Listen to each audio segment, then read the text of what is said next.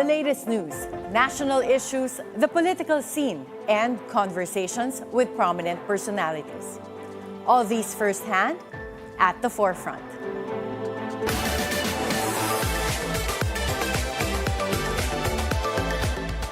Good morning. I am Attorney Karen Jimeno. For decades, Regasco President and former LPGMA Partylist Representative Arnell Ty has been an advocate for the safe use and stable prices of LPG in the Philippines. LPG is a basic commodity, which prompted him to turn into politics to protect the interests of LPG consumers and the ranks of legitimate LPG retailers nationwide. With the passage of the LPG Industry Regulations Act in 2021, his three-term stint as LPGMA Partylist Representative paid off. What challenges are facing the local LPG industry today? Is Arnell Ty bidding to return to Congress? We have with us live in BNC the President of Regasco and former LPGMA Partylist Representative Arnell Ty. Good morning, Congressman Arnell. Good morning, Attorney Karen. So first, we'll start things off light to get to know you better. We'll show pictures in our LED and give us a description. Okay. So first, we have this Kawayan Isabela. Dito raw po kayo lumaki. At negosyante daw po yung mga magulang ninyo. Yes, oo. From the start na kami ay lumipat mula sa isang maliit na maliit na lalawigan, which is dito sa Aurora. When we go to Kawayan City, doon kami nag-aral from elementary to high school. At ano po yung negosyo ng mga magulang nyo? Well, originally kami ay nasa grain business. Selling of pesticides and also buying of palay. Talagang agriculture po. Agriculture, yes. At 5 lalaki daw po kayo. So, paano po yun? Napakagulo ba na lumaki with 5, kayo 5 boys? No, we're 4. 4 boys. 4 boys lang? 4 boys okay. lang, So, yes. akala namin 5. Okay. Well, yeah, of course, pag lahat ay lalaki, talagang nandyan na yung pakulitan. And sometimes may away, but in the end of the day, I think naman na natutuwa ang aming mga parents because nakakatulong kami sa kanilang mga gawain, especially do sa aming small business. As the eldest son, spoiled po ba kayo or kayo ba yung pinalaki na maging responsable at boss ka ba ng mga kapatid niyo po? Well, hindi naman. Kami ay, our culture naman sa pamilya is kailangan tumulong sa pamilya in terms of business or house chores. But ang kagandahan ay kami ay dinidisiplina ng aming mga magulang. At pinagbabantay din daw po ba kayo sa tindahan dati? Well, ang naalala ko, ako ang kahero. Kahero pala. Ay, magkano sweldo nyo? Ang sa akin, siguro, pang-merienda lang. Pang-merienda lang. At balita po namin yung at least na kinikita ninyo, pwede din kayo mag-shopping. Ano po yung mga binibili ninyo nung bata pa kayo? Well, during the time na kami nasa college na, kasi kami yung ina-assign to do the selling of rice. Kaya ang aming siguro masasabing allowance is during that time na kung sila lumuluwas. Then, yun, isasama kami sa Divisoria, mamimili ng gamit. So, ganun yung aming nakagawian. Ano mga binibili niyo po? Well, pants, shirts, and sometimes yung mga essentials sa apartment. Okay. And tignan po natin yung next picture. So, PSBA, Philippine School of Business Administration, dito kayo pumunta right after high school. So, ganun po ba kaaga since high school, desidido na kayo maging negosyante? Well, kasi yun yung train sa amin. Originally, I want to be a engineer, just like my father. Pero, so your father was an engineer yes, na piniling maging businessman? Yes, oo. Kasi during that time, ang mga pinagpipilian lang naman, hindi ba? It's either seafarers, engineers. But my father is an engineer, so yun ang gusto ko sanang pasukin. Pero dahil nga we become very concentrated in business. So nag-decide ako to enter into business management. At ano-ano po yung mga businesses na pinasok mo after studying business administration? Well, a lot. Pero sabi nga, hindi naman lahat become successful. But in the end, lahat naman yan becomes a experience. I enter into cement business. I enter, Pati cement, yeah, oo. And then lastly, of course, yung LPG. At doon na ako nag-stay. Okay. So let's go to this next picture. LPG. So paano po kayo napasok sa LPG business? Kasi of all things, no, bakit LPG? Yeah. Well, we started, like I said, sa rice. Then suddenly it becomes very competitive. Dahil nag-open market, there are importation. So sa tingin namin, we cannot we cannot be competitive in that sector. So nag-decide kami to try LPG because it's a basic commodity. And during that time, mas kokonti yung nasa pumapasok because it's flammable. Marami kasi nag-iisip na kung ito'y flammable, delikado. So yun yung pinasok namin noong 1995. We become a dealer and then later on, we become a refiller. During the time of the 1998, nung na-deregulate the whole industry, oil industry. So we tried to expand into a refilling plant. And bakit po Regasco ang naging pangalan ng company ninyo? Okay, that's a good question dahil yung wife ko during that time is related sa Regasco, Republic Biscuit. Regasco, yeah, very famous brand. Yeah, Opo, then kami naman, nag-iisip ako ng pangalan. So, ginaya ko na lang Republic Gas Corporation. So, we become Regasco.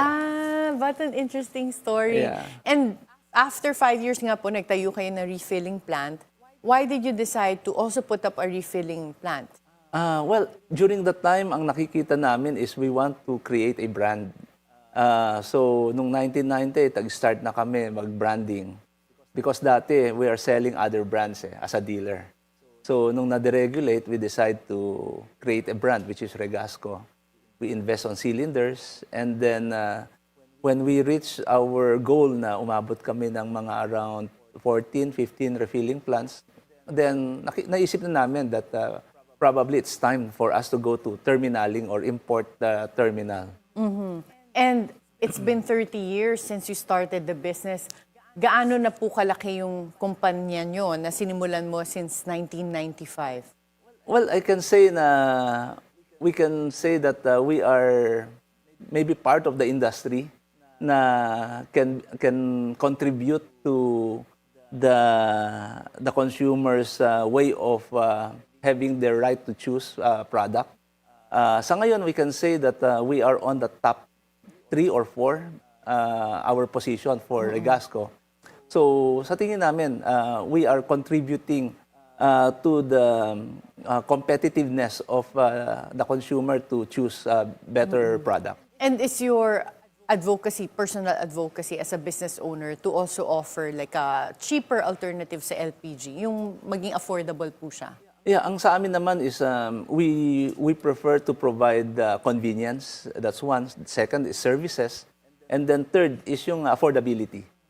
Yeah, so marami kaming ginagawa ngayon for the affordability way of providing to the consumer.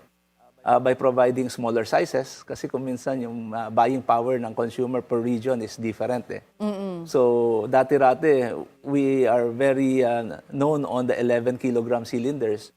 So ngayon we have other sizes like 5 kilos, 2.7 and even the 170 grams canister. Talaga. Yeah. So para siyang talaga for the Philippine market, yung kumbaga kung shampoo malalaki may sachet. So Yes. ito parang kung ano rin yung kaya Yes, ng tama. Kasi may mga ibang regions talaga like Visayas and Mindanao, which is the buying power of the consumer is very limited. So we provide them kung ano yung capacity ng kanilang capacity to pay.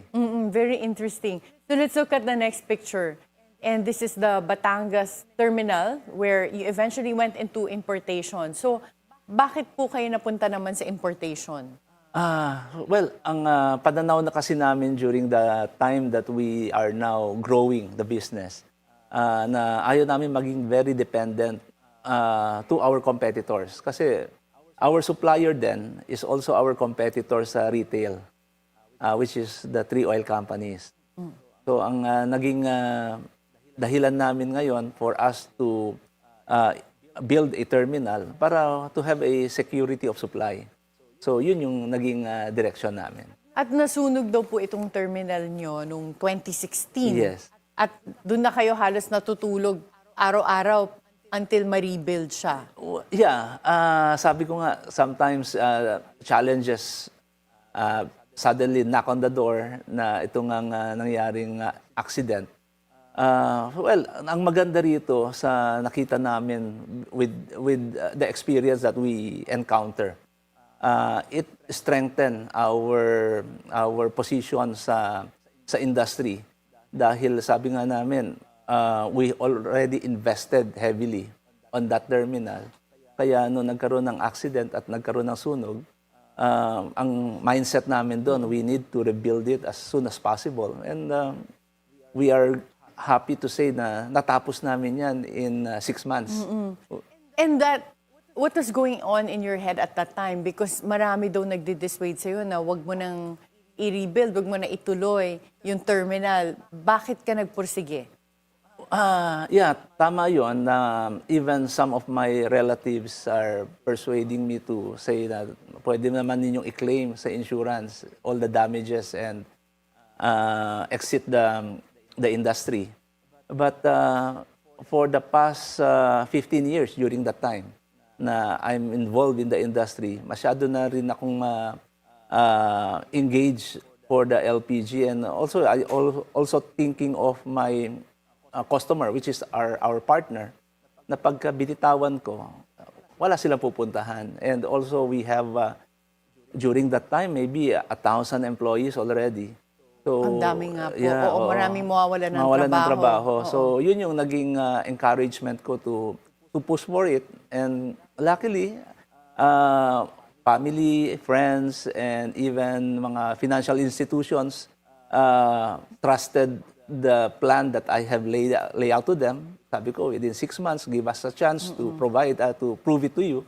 And nagawa naman namin. At that time po, yung mga inutang para lang ma-rebuild, umabot po ba ng mga billions of pesos? Oo, and even now, ang utang naman kasi sa isang investment or isang business is nandyan eh. Yes, it's a normal way of financing. It's actually cheaper than equity. Yeah. Yes, tama yun. Ang importante lang, you can serve the interest and you can also serve the principal payment. So, yun naman ang ginagawa namin. Kaya maraming nagtatanong na nabayaran na ba lahat yung utang? Sabi ko, hindi. Dahil we continue to expand right now because during that time, we only have one terminal in Calaca, that's our main terminal. Now we have one in Mandaue, and we have 2 other substations right now in Pampanga and in Quezon. So continue yung aming expansion so that we can reach to much more customers nationwide. And let's look at the next picture where you ended up putting up an LPG Marketers Association. So ano po yung intention ninyo when you put up an LPG Marketers Association? Oh, yeah. In 2003. 2003, we organized an association para magkaroon lang ng voice. Kasi noong 2002, we have filed a bill in Congress. And the bill is to bring it back to regulation. Bakit po? Bakit ayaw ninyo yung regulation? Yung deregulation dati. Yes, yung deregulation. Well, this was the IPIRA, no? IPIRA law yung nag-deregulate. Yes. So, why was deregulation not good for the LPG industry? Yeah, kasi ang nangyari sa deregulation for LPG, the control of the national government, nawala lahat. Even the issuance of permit by the Department of Energy, nawala sa kanila yon. So anybody can enter into the business without, and in fact, some provinces, wala pang business permit, even the barangay. So, walang nagre-regulate. Oh, and like you said, it's flammable. So parang kung merong iba na enterprising na basta na nagbenta, kawawa yung consumers kung hindi safe, no? Yes, and also doon namin nakita from 1998 when it was deregulated to 2002, nag-proliferate yung mga substandard cylinders because a lot of substandards and second-hand cylinders from other countries was imported to the Philippines na nawala naman ang control ng government to regulate it. So, yun yung nakita namin. We try and And then it took us many years na parang walang nangyayari. Kasi kung final niyo po yung bill ng 2002, wala naman napasa from that time until yung recently, nung nagkaroon nga ng LPG na law. So, nung 2009, nagpa-register na kayo sa COMELEC as a party list. Is that what prompted you to enter into politics? Yeah, because our plan is really not to engage into politics, but as a sectoral representative. Because we believe that we have a sector to protect, and the consumer also should gain from that regulation that we are proposing. So, noong 2010, luckily, we win one seat in Congress. And at that time, hinarang po ng Federation of Philippine Industries or FPI. They questioned the party list, LPGMA. What were the grounds at that time? Were they questioning whether you represent an underrepresented sector? Or ano yung grounds po nila? Well, their grounds is that because our registration is we represent a professional sector, which is the LPG industry, which is the retailers and the refillers. Ang position naman nila is that wala kaming sector na nire-represent. We just represent the company. Parang ganun yung point nila. But in the end, we are thankful to the COMELEC that they have recognized our position. So in your opinion, why is the LPG sector an underrepresented sector? Because that's the basis for a party list, right? Yes. So bakit po siya underrepresented? Well, ang underrepresented dito is the consumer during that time.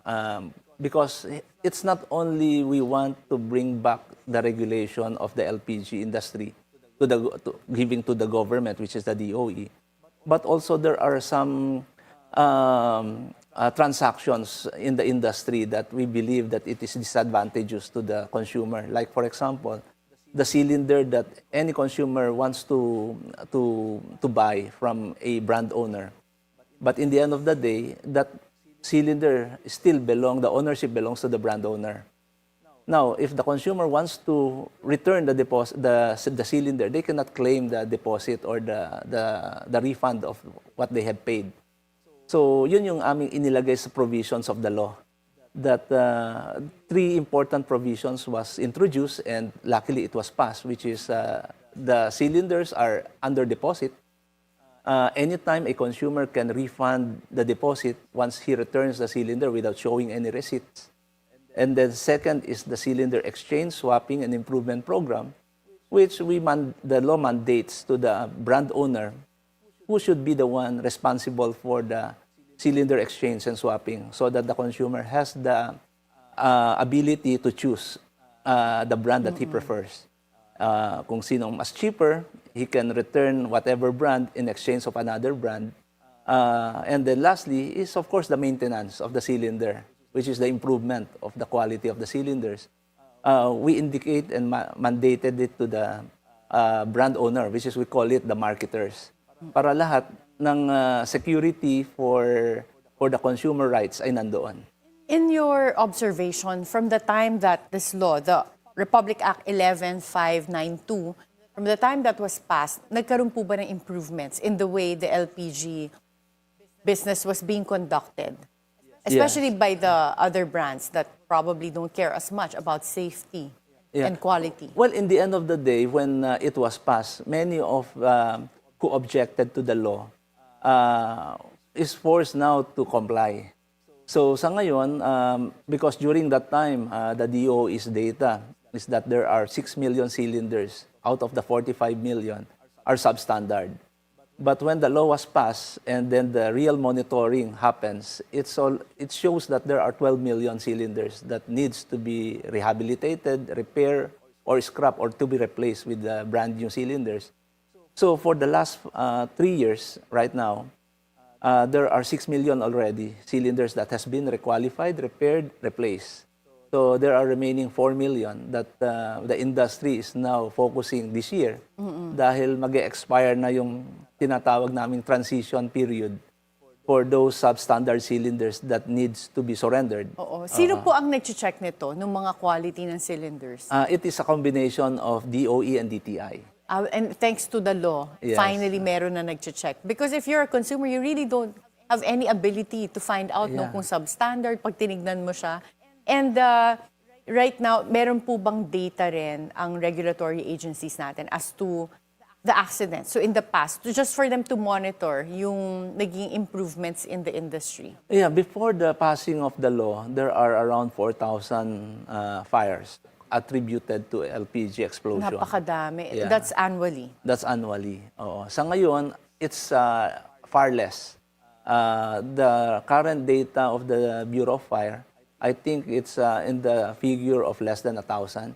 At least there's a big drop of accident contributed by a LPG explosion.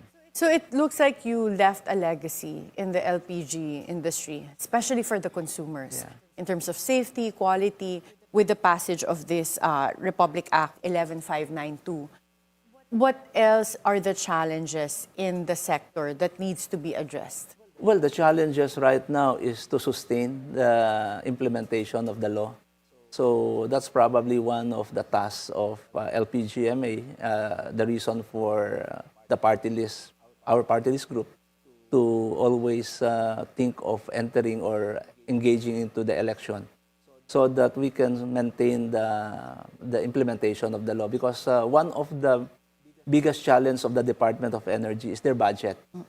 While the whole oil industry contribute around 300 billion per year in terms of revenue for the government, the DOE only got around 2 billion in terms of budget, while they are the one tasked to monitor around 40,000 retailers, not to count the gasoline stations.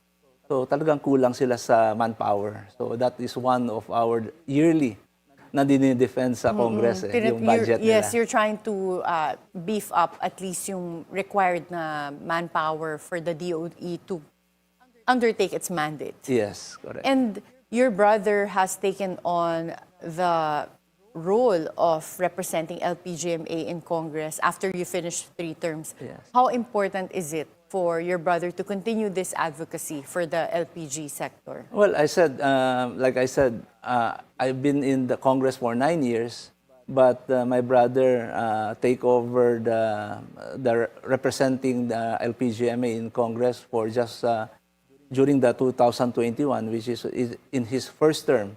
It's him who passed it into law. Umabot sa kanya noong time, yes. Oo, kaya nga ang maganda lang naman, it's become a group effort. It's just a timing probably that during that time Senator Win Gatchalian is elected in the Senate and becomes the chair of Energy Committee. So while he is in Congress, he is also one of the author of the LPG law. So yung 2020 to 2021, even during the pandemic, we work on the law, and it's just luck that everybody help each other to make it possible to make it as a law. But you know what I find ironic is that we use LPG every day. Halos lahat ng Pinoy, ginagamit siya pang luto, para araw-araw sa bahay nila. But the awareness level in terms of the safety, the substandard tanks, mababa, no? So kung if not for your party list, napansin niyo ba na walang nagre-raise ng awareness at the time? Walang ibang groups? Even now, sa survey na conducted by SWS, talagang yung awareness ng consumer, mababa pa rin. Probably that is the reason why part of the provisions of the law, there is so-called the creation or the recognition of the Department of Energy of a training institute, so that all LPG participants will be mandated to participate in the training institute, and they will have to receive a certificate for them to have a license, so that they can also be the one teaching the consumer on the proper use of LPG. Sa tingin namin, ito na yun, start nun. Dahil this year, the recognition of a training institute was implemented by the Department of Energy. And based on the recent surveys for party lists, kamusta naman po yung party list ng LPGMA? Is it doing well? So far naman, for the past 5 elections, will be our 6th. We doesn't fail in getting one seat, at least in Congress. And you're also the president of Partido Reforma. Are you still the president No, up to now? Hindi na. I have resigned already because I have to be a second nominee for the LPGMA Partylist. So I have tendered my resignation a year ago. Bakit po, Juan, yung hindi kayo pumiling bumalik sa Congress? Because you finished 3 terms and your brother served 1 term, but you can go Yes. back again. Why did you choose not to be the first nominee of LPGMA when you could have gone back?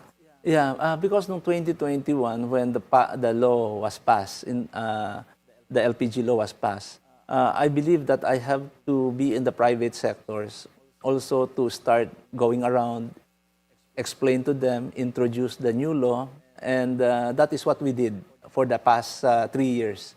Continuously, we go around, talk to the industry participants, what are the importance of the law, what are the benefit that can be provided to all our members, which is the dealers. At nakita naman nila yung benefit na yon. And ngayon, yung kapatid mo po, your kampante na siya na lang magtuloy. Yes, kasi this is will be his last term pag nanalo siya ngayon. And pag natapos po yung last term ng brother mo, do you plan to go back to Congress Well, as a first as of now nominee? naman, I file as a second nominee. So always I always open myself to our association to be recognized or to be nominated if the group wants to. Kasi sa amin naman it's a group selection yan eh. Personally, ano pong mas mahirap, being a politician or a businessman? Well, it's harder to be a politician. Bakit? Because in Congress kasi ang biruan doon for on my 9 years in Congress, ang biruan doon, dalawa naman ang klase ng congressman, yung magtatrabaho at yung magpapahinga lang. Oo nga eh, because I've heard that from other congressmen that they said, pag pinili mong hindi magtrabaho, this is the best job in the world. Yes. Kasi sabi nila, the easiest. And you can Tama. actually choose to be hardworking or to be laid back. Yeah. So in my part, dahil pinagsasabay ko yung private advocacy ko and my job in Congress. So sa panunaw ko, mas mahirap para sa akin na pagsabayin. So that's the reason nung natapos ko yung 3 terms ko, I choose to go back to the private and focus on the advocacy. So, in 2023, as Partido Reforma President, you had a meeting with the Makabayan Bloc. Yes. Will you be aligning with the minority and the opposition should you make a return to politics? But before you answer that question, we'll have to take a short break. At the forefront, we'll be right back.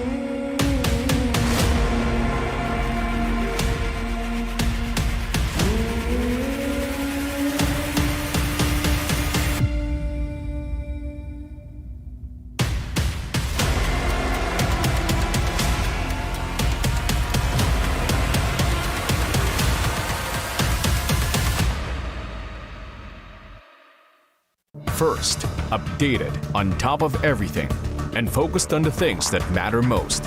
This is who you want to be. So scan your digital boxes now and search for Billionario News Channel, always on top. Get to the latest stories. The Philippines bags a historic bronze at the 2025 Asia-Pacific Women's Lacrosse Championship. The updates. Table tennis power duo siblings brought home medals from the WTT Youth Contender. The scores and what to celebrate in the world of sports. I'm Anton Rojas. And I'm Erica Christensen. On the scorecard. Where sports is our business. Business is our sport. Only here on BNC, the Billionario News Channel. bawat anggulo ng bawat issue. Nagsagawa ng mock polls ang Commission on Elections sa 30 barangay sa bansa kaninang umaga. Bawat detalye ng mga napapanahong pangyayari. Pinaiimbestigahan sa Kamara ang hindi pa rin nababayarang reimbursements ng mga ospital sa PhilHealth. Tuloy-tuloy na ihahatid kahit hanggang Sabado at Linggo. At yan ang ating weekend agenda ngayong Sabado. Ako si George Cahiles. Sa bawat issue may anggulo at ang balita may agenda.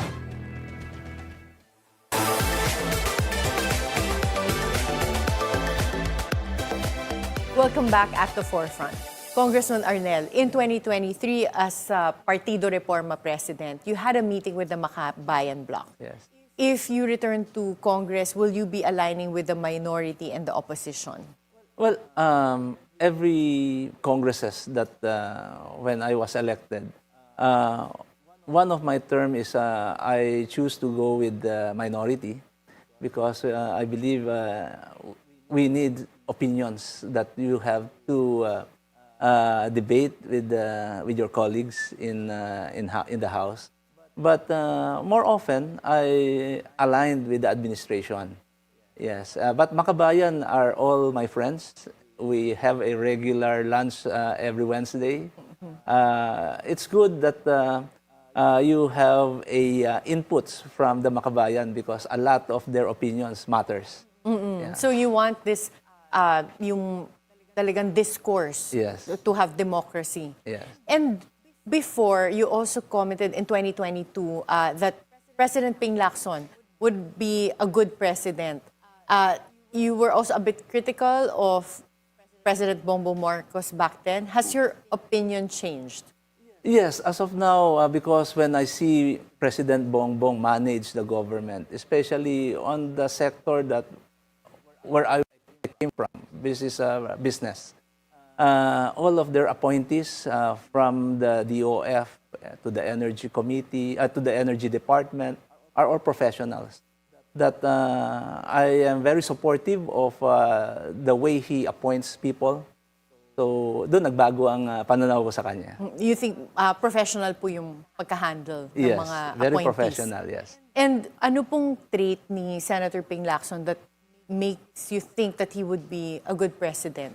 Well, I always tell all my friends and my colleagues that I hope he will consider again to run, but always I said he is the best president that we never had. Oh, narinig ko na rin po yan. Oo. Yeah. What is it about Senator Ping Lacson do you think that makes him a good leader? Well, yung kanyang strictness, and I think the need that our country needs is really a good manager, especially sa budget. Alam naman natin na we have a very limited resources sa ating bansa, and a good manager that knows about the budget is very critical and crucial. Well, you're also a businessman. What do you think is something that our country is not able to do well in terms of fiscal management? Well, if I interpret it how we run the company, is we spend what we have, dapat. It's zero budgeting. Yes, we can do some loans, but make sure that the return, there's a greater percentage of getting a bigger return. I hope that in the government, ganun din sana, kung patatakbuhin natin. But of course, there are some department, like health department and education, na talagang ang intention really is to subsidize. Which I really support it. But there are other departments like the finance department who should be focusing on the revenue of the government. Yeah, that makes a lot of sense. Like you said kanina, for example, in your business, when you take on loans, it's for the expansion. Yeah. Because yung expectation is that there's a return from that. Yes. And I will shift to something lighter. We're going to give you categories and give us your top 3 answers in 30 seconds. Okay. Okay, so first, top 3 initiatives of Regasco in the LPG business. Well, to make the cylinder affordable and on standard, in par of the international standard, which right now we are on that track. And what are the other two? The other two is affordability of the LPG and the convenience for the consumer. Okay, affordability and convenience Yeah. also. Okay, next category, top 3 celebrity endorsers of Regasco. Timer starts now. Okay, of course, Coco Martin and the cast of the Batang Quiapo. Cast? So ilan po? Sinong mga dalawang artista doon? Well, yung dalawang kapatid niya, kasama rin namin, si Ron and Ryan. Of course, Mamot is there and all the Batang na Tondo, Ito. kasama nila. Oo. Oo. So, we are very proud and happy that Coco Martin accepted our invitation to be our brand ambassador. Very high profile. Pero bakit si Coco Martin ang napili ninyong brand ambassador? Okay, because our brand really is, we introduce our brand to the masa. Our big percentage of our clientele are on the CDE market. Kaya sa pananaw namin, it's really Coco Martin is the best for that market. Bagay sa image din. Yes. Okay. Next category, top 3 accomplishments as LPGMA Partylist Representative in Congress. Timer starts now. Okay, so we passed the law, RA 11592, after 19 years.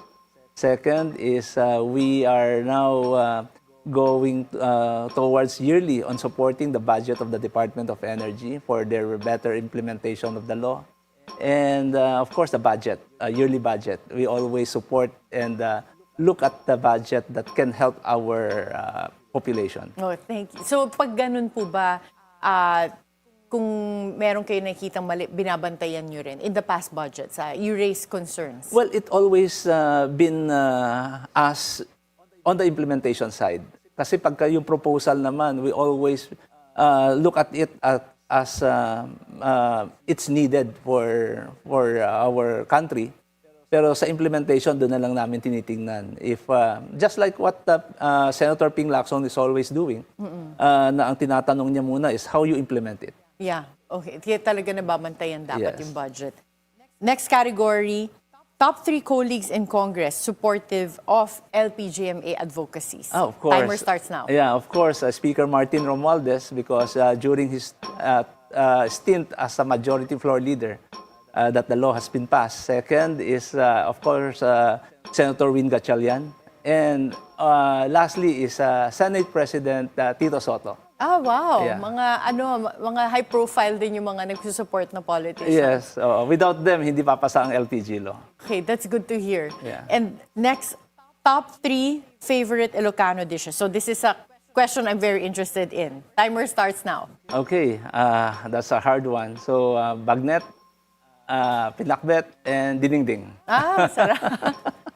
Okay. So, sa bahay niyo po, marunong po ba kayo magluto? Yes, pero more on steak. Hindi Ilocano dishes. Okay. Which I'm famous in Congress for serving them steak. Talaga?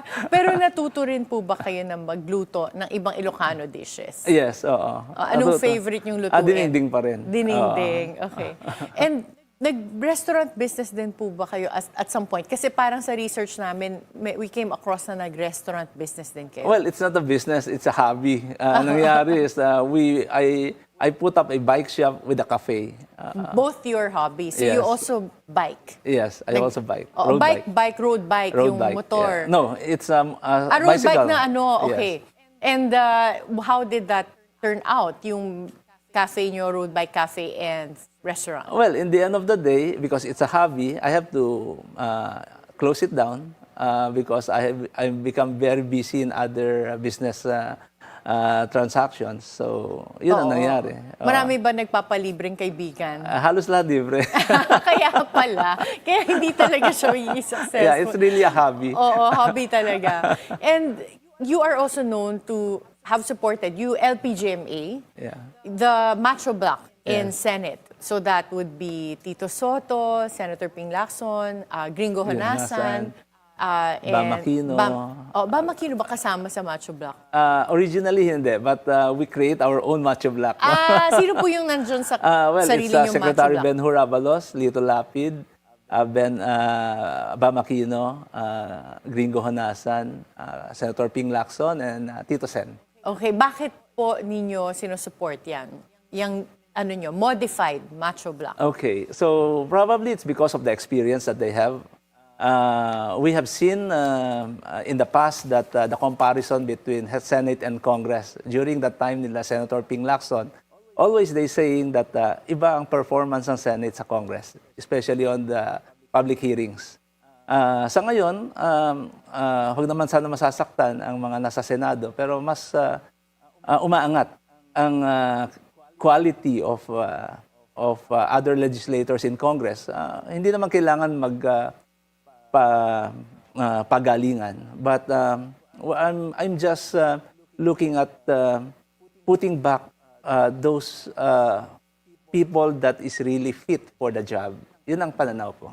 And would you say that in this macho block of yours, at least the list you gave, that they are more what they would call statesmen? Yes. Yeah, they are have that experience already. Hindi mo na matatawaran the likes of Tito Sen and Ping Lacson, Bam Aquino. And of course, Ben Hur is a good lawyer and a good management or a secretary. And Gringo naman, for the past so many years, he has his position and very intact naman ang kanyang advocacy. Yes. Yeah. And in that list, Lito Lapid is known more popularly as an actor and medyo tahimik po siya sa Senate. Bakit po siya napasama dun sa listahan ninyo sa macho block? Well, sabi nga natin, always there should always be somebody that is pro-masa that can tell to his colleagues what the people feel. Di ba? Kasi sa pananaw namin, Lito Lapid can say that he can be Yung pulso ng the masa. pulso ng masa that can contribute to the feeling of a majority of our citizenry. And now let's go back to your advocacy, the LPG sector, and you always try to make it affordable. How is Regasco able to hold its LPG prices down when competitors are charging higher prices, especially during the holiday season? But before you answer that question, Congressman Arnel will have to take a short break. At the Forefront, we'll be right back.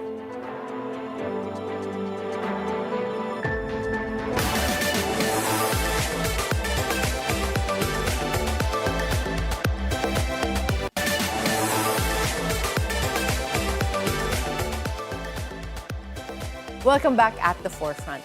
Congressman Arnel, how is Regasco able to keep the prices of LPG down when its competitors charge higher prices, especially during the holiday season? Yeah, well, what we did is we reduced the distribution chain from our refilling plant directly going to the dealers. The dealers will be the one servicing the consumer. Unlike other brands, that there is a distributor, dealers, and then retailers. So there are 3 more distribution chain that every chain need to have a income and also additional expense.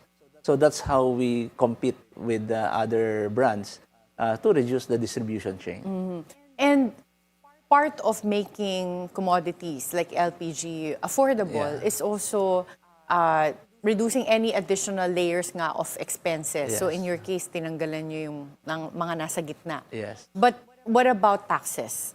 Yeah, well, Is there a way to make it more affordable for consumers? well, that will be our next direction if we will win in the next election. Is we will now focusing on the repealing of the excise tax, because as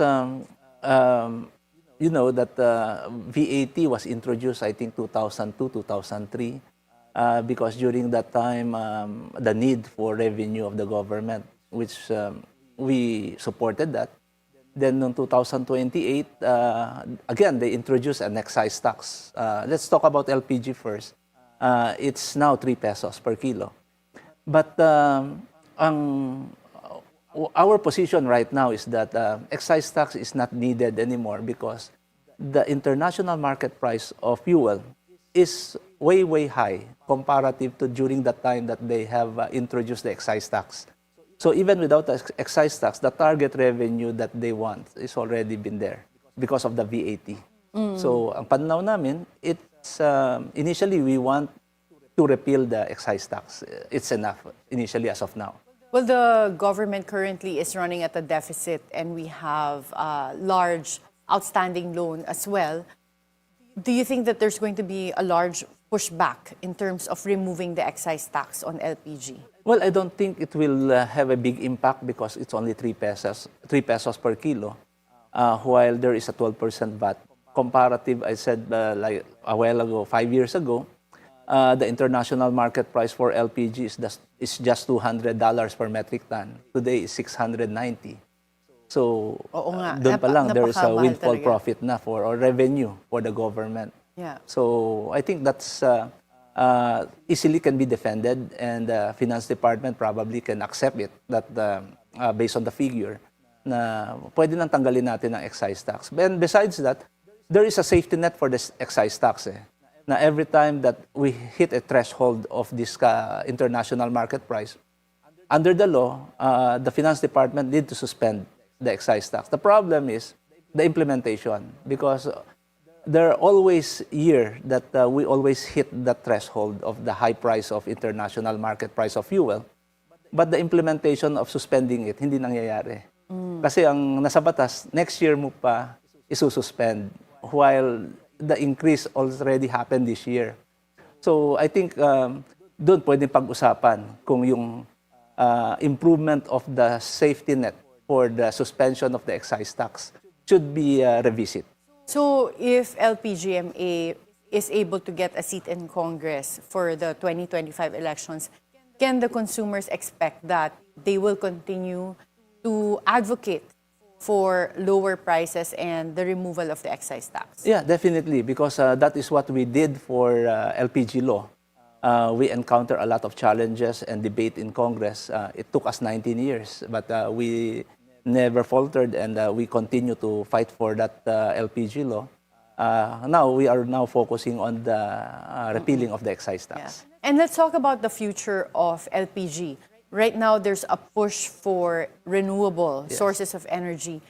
How do you see LPG fitting in this new landscape? Well, the best, I think the advantage of LPG is among the family of fuel, LPG is the cleanest among all the fuel family. And there's no replacement in cooking using LPG. Electricity tried to compete with LPG, but in the end, it's still LPG. And really, the convenience and the affordability of LPG still has that advantage. Electric stoves, it's seen as a safer alternative when it comes to preventing fires, for Yes. example. But when it comes to, lalo na sa probinsya, yung reliability ng power supply at marami ring mga off-grid communities, LPG po ba talaga ang source ng pangluto? Yes, as of now, under our survey, our entire population is 50% are users of LPG. The remaining 50%, majority of that is still using firewoods and charcoal. So talagang, if you look at the electric stoves, it's like what? Less it's than 1%? only 2%. Yes. Okay. So, ngayon, would you say that the other 50% that still use coal, uleng, will they be shifting to LPG? Yeah, the good thing is that under our monitoring, and even the Department of Energy's monitoring, is that there is a 5 to 6% year-on-year increase in demand for LPG use. So nakikita namin that yes, there's still a shift of LPG users coming from charcoal and wood. And your projection, based on, as a businessman for Regasco, do you see that this share of the LPG will continue to increase over the years and malayong-malayo pa yung shift to electric stove? Yeah, I don't see electric as a competitor for the LPG, because not because of affordability or convenience. Both can be seen for electric stove. But the way Filipino cooks, it's still better, sabi nila, mas masarap pa rin daw ang luto ng LPG kaysa sa Ganun kuryente. ba? Kailangan mo compare ko yan, ha? Okay. Now, let's go to something lighter again. We'll give you two choices, and you need to pick one, Okay. but no need to explain your answer. So first, Pansit Kabagan or Pansit Batil Patung? Well, Kabagan. Kabagan. Bagnet or lechon? Well, lechon. Lechon! You're a traitor for Ilocanos. Well, especially Cebu lechon. Sa Still the bagay, best. malasa talaga. Green mustard kawayan or Marco Polo Cafe and Restaurant? Well, I didn't try both of them. Right? I don't know why they put this option here also. Kasi siguro baka ito yung mga nasa Isabela o sa Kawayan Isabela to. So, hindi mo ba na-try pareho? Because honestly, very seldom akong umuwi ngayon sa Isabela. Okay, so Yeah. favorite restaurant na lang in Isabela? Oh, of course. It's the one in Hotel Andrea. Hotel Andrea. Yeah, Okay, yeah. so pag dumalo kami sa Isabela Yeah. doon. Road bike or target shooting? Well, I always prefer my first love, which is a road bike. Road bike. But you're also Yeah. target shooting Yes. as a hobby. Yes, as a hobby. Bike shop or cafe? Bike shop. So, nung nagpatakbo ka nito as a business and a hobby, Yeah. mas marami kang dinevote na time ba sa bike shop? Yeah, it's more often that we do organize races and we call it the fun rides on that bike shop. Parang doon ang pinaka-starting point namin. And do you still do bike runs during the weekends or during the week? Well, every day, as often as I have the time, I do rounds, around 30 to an hour in our subdivision. Galing. And lastly, business or politics? A business. A business. Katulad nga na sinabi mo kanina, parang mas mahirap maging politician Yeah, when you're correct. also Oo. doing a full-time advocacy. Yes. And what should be the foremost legislation still needed to ensure the sustained growth of the LPG sector? Well, as of now, I think the task of each legislator, not only for the LPG sector, but we have a lot of laws, but the proper implementation, I think, is the one that needs to be looked upon by Congress, both Senate and Congress, which is the oversight function. Like LPG, without the support of the industry and Congress, normally they continue to call for a hearing to check on how the government agencies implement it. I think that's also applicable to other laws. And do you see any other entity that would be equipped to monitor and regulate the LPG sector? Or do you think DOE na talaga yung proper government agency for this? Well, under the law, they are just the lead agency. But under the law rin, we put in other agencies like the ILG, which is the Philippine National Police, and the Bureau of Fire is really very helpful in implementing the law, and also DTI and Marina to make sure that there's no importation or using the seas to enter substandard cylinders, which all under the law. Oh, so napakaraming agencies and also entities that are involved. Yes. And what would be your message to the LPG stakeholders? Well, my message is always let's support the government and try to be helpful in implementing, because this is our industry. We have to be the one in the forefront in implementing and to be following the LPG law. Will we be seeing you in Congress? You said Hopefully. right now you're second nominee. Yes. How confident are you that you can get 2 seats in Congress? Well, I always count on the trust of our constituencies, our sectors that continues to support us.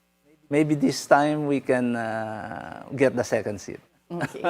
Good luck in the Thank upcoming you. elections. But all the more, good luck with your advocacy, especially with more and more Filipinos that are going to be using LPG. Thank you. Thank you so much, Congressman Arnell Ty. Thank you. Thank you so much. Amid the challenges and the uncertainties that lie ahead for the local LPG industry, Regasco President Arnell Ty is confident that if the law is taken seriously, the trade will continue to flourish in the years ahead. And if it is necessary for sustained legislation to ensure the continuity of the industry, he and the LPGMA Partylist will take on the lead more than willingly. Be timely informed, be insightful of the news. Always stay at the forefront. Join us again tomorrow for meaningful conversations that would help you form an objective personal opinion. This is Attorney Karen Jimeno. Thank you for spending your hour with us.